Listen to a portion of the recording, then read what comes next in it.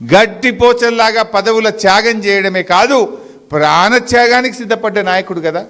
నిమ్స్ ఆసుపత్రిలో ఆయన ఉన్నప్పుడు ఓ రోజు నేను పోయి, డాక్టర్లు వచ్చి నా క్లాస్ మీకుడు, మేమందరం అటు ఉంటే, మీ ఇష్టం పోయి, ఆయన సోడియం లెవెల్స్ తగ్గుతుంది, క్యాల్ పోతుంది, ఆయన కిడ్నీలు ఫెయిల్ అయిపోతాయి, తర్వాత ఏం చేసినా మనిషి చేయికి రాడు, మనిషి మర్చిపోతున్నాడు, గుర్తుపట్టలేడు, కిడ్నీలు ఫెయిల్ అయిపోతాయని డాక్టర్లు వచ్చి రూమ్లో మా క్లాస్ వీక్తుండ్రు.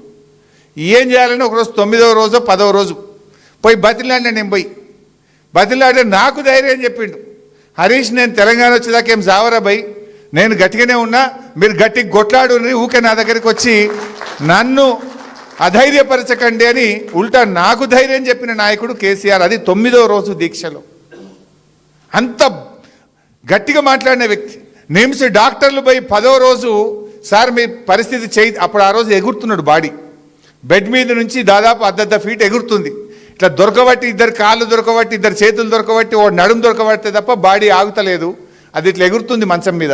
11వ రోజు పొద్దున డాక్టర్లు వచ్చి మీరు విరమించకపోతే ఏ క్షణంలో అయినా మీకు ఏమైనా జరగవచ్చు అని నిమ్స్ డాక్టర్ మేమందరం, జయశంకర్ సార్ ఉన్నాడు, విద్యాసాగర్ రావు సార్ ఉన్నాడు, మేమందరం అక్కడ ఉన్నాం, ఏమన్నా జరగవచ్చు అని డాక్టర్లు చెప్తుంటే కేసీఆర్ గారు ఒక మాట అన్నారు, ఏదన్నా కానీ నేను మాత్రం విరమించను, అయితే జైత్రయాత్ర లేదంటే నా శవయాత్ర అని చెప్పిండు. నా శవం మీద తెలంగాణ జెండా కప్పండి తప్ప నేను విరమించే ప్రశ్నే లేదు అని ఆయన మాట్లాడుతుంటే నా కళ్ళల్లో నీళ్లు రాలినాయి ఆ రోజు. అది కేసీఆర్ పోరాటం.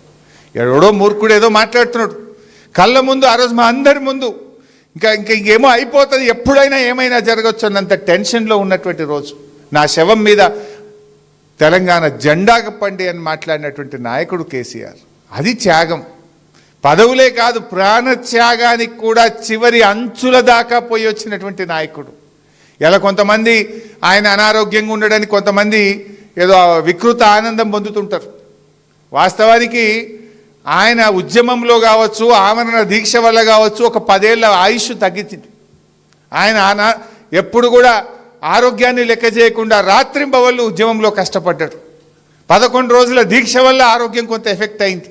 కానీ దేవుడి దయ వల్ల, తెలంగాణ ప్రజల ఆశీస్సుల వల్ల ఇవాళ చాలా ఆరోగ్యంగా ఉన్నారు.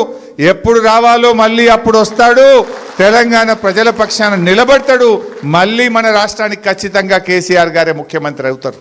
ఇలా ప్రజలు కోరుకుంటున్నారు. ప్రజలు కేసీఆర్ వైపు చూస్తున్నటువంటి పరిస్థితి ఉంది. ఎందుకంటే అర్థమైంది, పాలేందో